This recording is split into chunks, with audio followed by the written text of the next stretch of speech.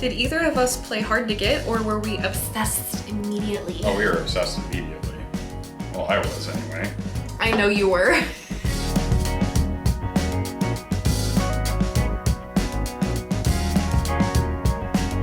Hi everybody, it's Kelsey Peaches, and I have Alex here, my husband. What's up? What's up? We are gonna do a podcast called Pillow Talk and Peaches.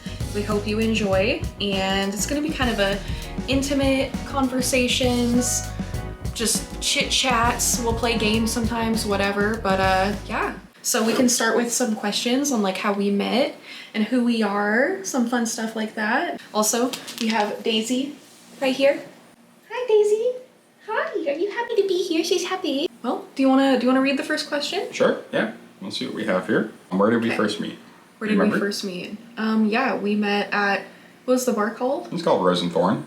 It's Rose and Thorn in Portland. And how did we first meet? Yeah, so we had been talking for a while on Tinder. We had been talking, for maybe like a week? Maybe less than that. I think it was like only like 4 days. The most. I think how it went was we matched, and I was in class, right, graphic design class, and I was having a really hard day. We matched, and you were like, hey, how are you? And I was like, I don't know. Hi, honestly, not that good. You're like, oh, what's up? And then I told you like a paragraph of what was going on. Yeah. And then you actually responded with like a couple paragraphs of like genuinely caring and everything. And then I was like, you know what? I got a good vibe from him. And so I asked you, do you want to meet for a drink after class? And then the same day? I think it was the same day, yeah. It might have been the same day, yeah. I'm pretty sure it was the same day because it all happened like that. And that's why I had such a fiery attraction to you, is because it was so impulsive. And like I had been on so many dates, and I knew that I didn't want to waste time and like expect a lot. And you know, it wasn't to like hook up or anything. It was just like, you know what? I'm having a hard day. I want to make friends, meet people, whatever. And you were up for it. And then we met, and you were way cuter than your pictures. He was so much cuter than his pictures. Oh my God, I was so excited. It was like a reverse catfish. A reverse catfish. Yeah. How do you remember it? I thought we'd been talking for a little bit longer than, because I think you didn't reply to me for like a day or so. You have better memory than I do, so. Sometimes. What were our first impressions of each other? First impression is that I thought I really recognized you, and it tripped me out because you looked nothing like your pictures. Like, you know, it was you, but you just looked so much more different in person. And then when we talked and everything, and you told me your experiences and everything about you, we like sat down, and like it was so weird because I felt like I knew you, and you really reminded me of someone that I knew, but it wasn't a person in particular. It was just a feeling of like, wow, like this is nostalgic and it feels good, and I want more, and I want to be here. This feels like home and comfortable, and it's really rare for me to feel that. Yeah. Usually I go on dates and I'm just like, tell me more. Okay, cool, that's good. And then I leave and don't talk to them because they suck. And you were awesome. Nice. Well, I'm glad to hear that, because I think I'm awkward and weird. So. Yeah, but you were like genuine, and you're the opposite of like a thought boy, like just so genuine and nice. And you didn't ask me to like come home with you that night or anything. You were just so like respectful. Yeah, I'm not that kind of person, so I don't do that. And that's why we're here. Was there attraction right away? I would say yes. Yeah. Yeah. Yeah, I don't think that we would be here if there wasn't, because that's a huge part of it. I was already in a relationship for a long ass time where like that wasn't there. I didn't meet them and then be like, oh wow, they're attractive, cool. No, like the first time that I saw them, it was like, yeah, never, you would never have a chance, what? And then it happened. I mean, there's someone out there for everybody, but like, you hot.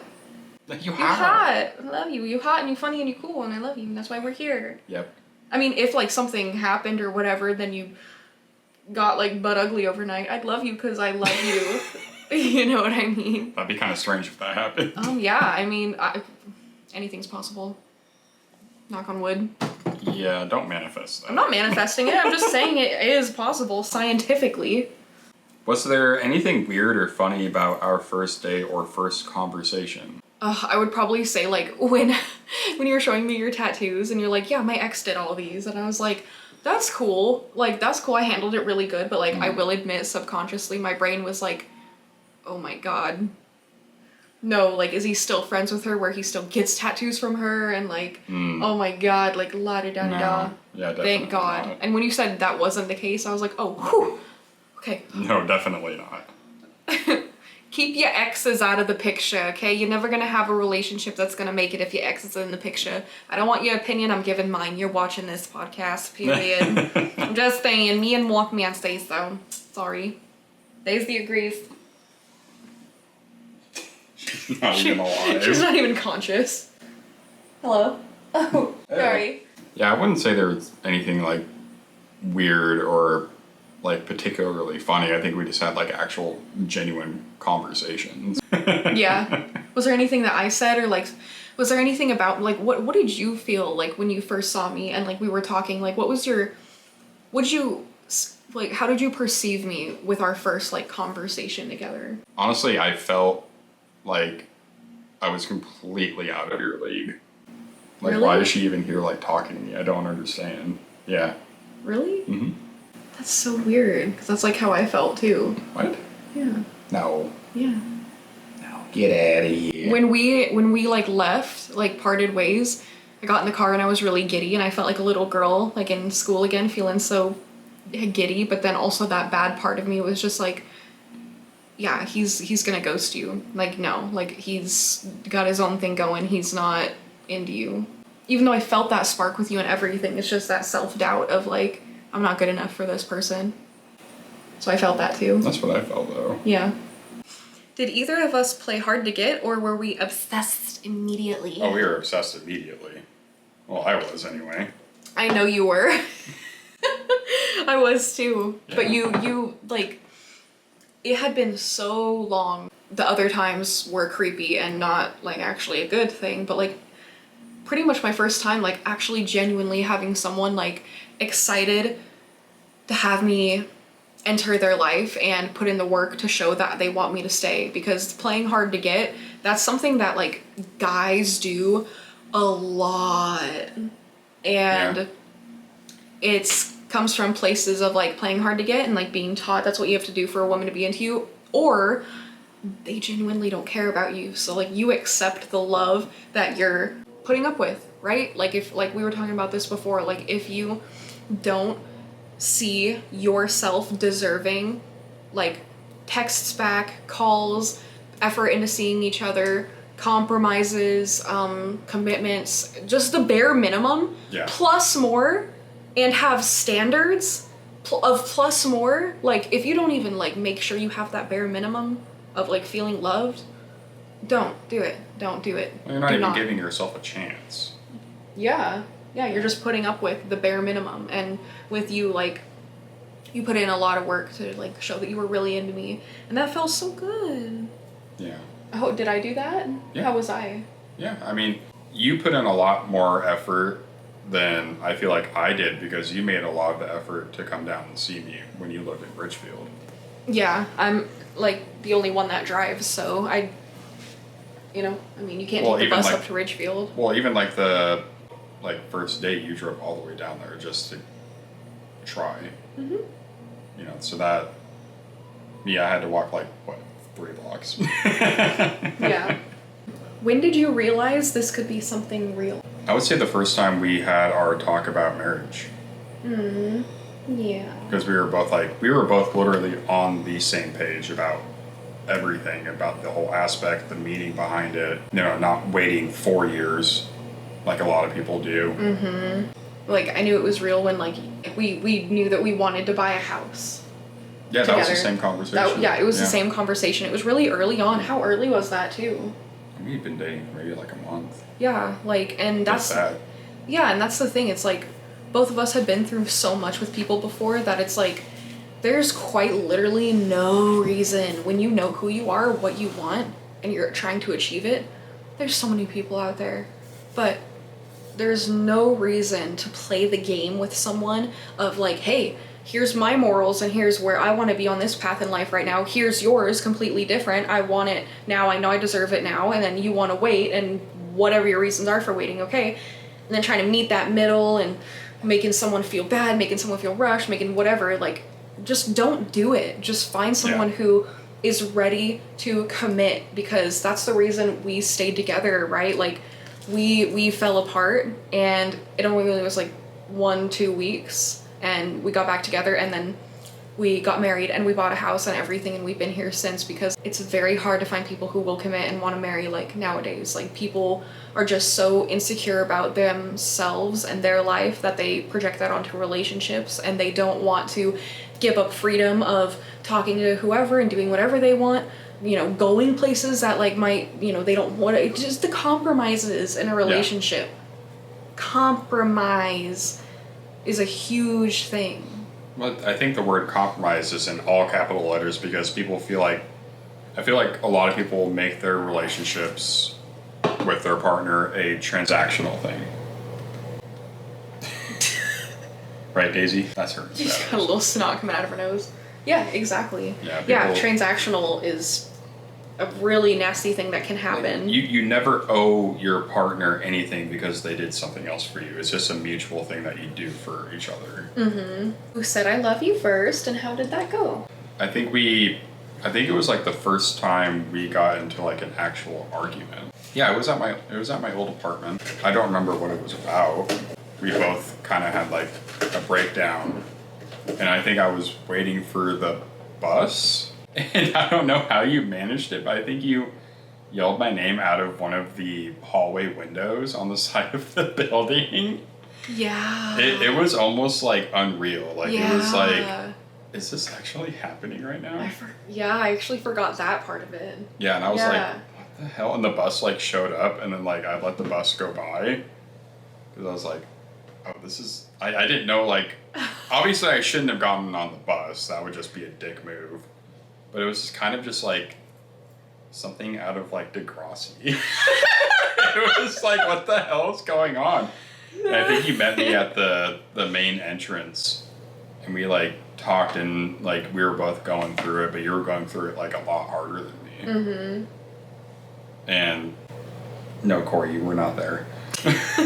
I don't remember what the context was, but you know, right then and there, I knew that was the right moment because it wasn't an emotion that I had felt before. Like it was like, I know this is the right time, and it's like, I know you're going through it too, and it wasn't like a thing where it's like, okay, I know this is going to make her feel better. Yeah. It was like, this person actually cares enough to like chase me down.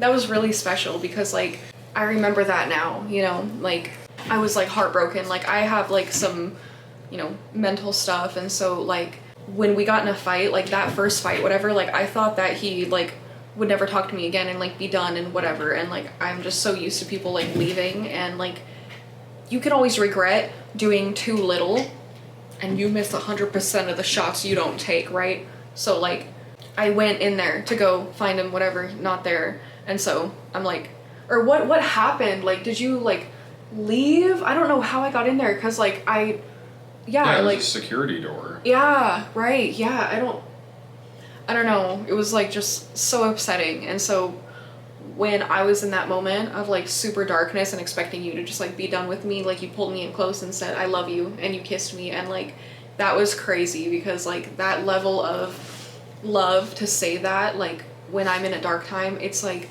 that kind of like that sealant proof that like you're gonna be there with me through anything I throw at you. And I have a lot, you know what I mean? And it scared away so many people in my life, and he's here, and I really, really appreciate that. He's a real one. Yeah, I'm not AI. He's not AI. He's not the AI in my phone named Ziggy. Ziggy, yeah. Hey Ziggy. He's not that advanced. We got one more question, then a bonus fast round. So, what would you tell your past self before starting this relationship? You're asking me? Yes. Oh, no, Daisy? So what do you think? I would, just keep eating food, man. That's all I do. Baby girl. I would say be more patient. Mm-hmm. Not just like with you, but like just with the relationship itself, because of things that have happened before. It was just a matter of just being impatient. Mostly being impatient with myself too.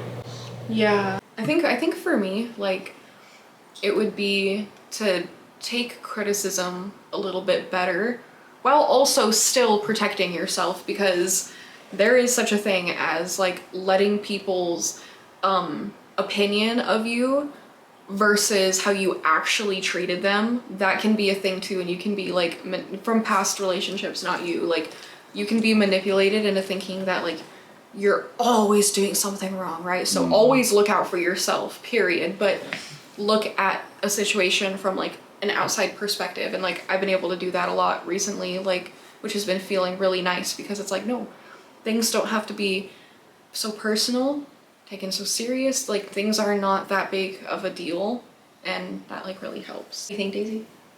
Okay, fast round, quick. Who's a better cook? This is gonna start a fight. Oh, what? Who's a better cook? I would say you, because you cook a lot more than I do. Okay, well there's no fight. There are certain things that I'm better at making. Oh, of course, I do agree with that. Yeah. For sure. Yeah, it depends. I can make breakfast like, boom. Mm-hmm. That's pretty much it. Yeah, that's fair. Who apologizes first? Me. You. Yeah. I'm an Aries, I'm sorry. What do you expect? You'll go the whole night and the rest of the week without saying anything sometimes. Yeah. I'm an Aries, I'm sorry about that. I'm a little hard-headed. Who has the better taste in music? We have the exact same taste in music. Not quite. Not exact, but we have a lot in common. Yeah, what are things that I like that you don't, vice versa? I don't like Five Finger and Daughtry, not Daughtry, 3 Days Grace, and stuff like that. And this stuff gives me the ick, kind of. I love it. I eat it up. Yeah, I can't stand Dragon Force. I don't even really like Dragon Force that much anymore. They kind of suck now. Yeah. Who made the first move? The very first move. Well, that's a hard one though, because I kind of tried. I hid in my closet. I remember that. I didn't hide in my closet, but I pretended to be ruffling around in my closet. He Corey's did. eating the cream cheese. Corey, don't eat the cream cheese. No. You gonna tell him without being too graphic or anything? Too graphic. Nothing happened, but like, you want to tell them? So I think we were getting ready to go to the coffin club, weren't we? Mm-hmm. And I think you tried to make the first move, but then I like awkwardly got up and pretended that I needed to go like do something in my closet. He literally, I'm like trying to be all cute and like flirtatious, and we're on the bed sitting next to each other, and I'm like, see, and he just like, oh yeah, and then yeah, I'm pretend I'm inside a closet right now, right? I'm just in the closet talking, and then here I am, just left here, like, hello.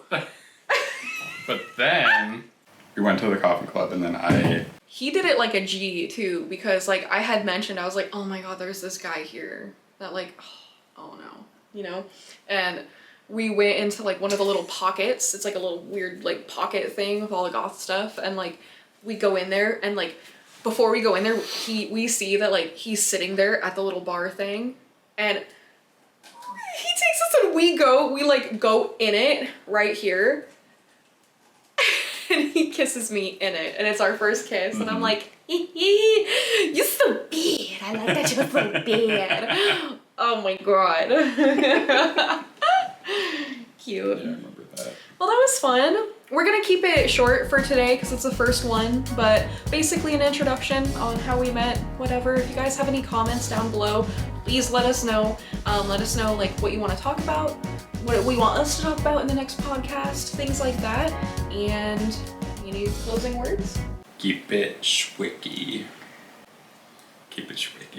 And on that note, keep it swicky. Bye, guys.